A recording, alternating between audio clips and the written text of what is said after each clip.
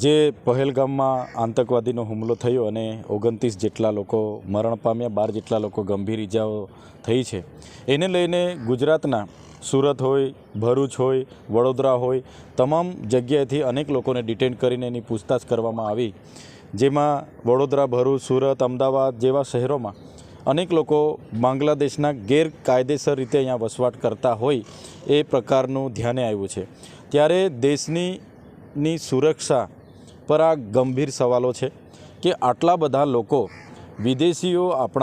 બાંગ્લાદેશીઓ આપણા દેશમાં ઘૂસણખોરી કરીને આટલા વર્ષોથી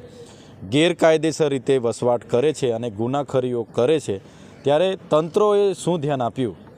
અને આ એક ગંભીર બાબત છે કે શું ધ્યાન આપ્યું? આટલા લોકો જો ઘૂસણખોરી આપણે ત્યાં કરી હોય, ભરૂચમાં 29 લોકો આવી રીતના વસવાટ કર્યો છે, સુરતમાં કેટલા લોકોને ડિટેન કર્યા છે, વડોદરામાં કેટલા લોકો, અમદાવાદમાં કેટલા, તો આ દેશની સુરક્ષા પર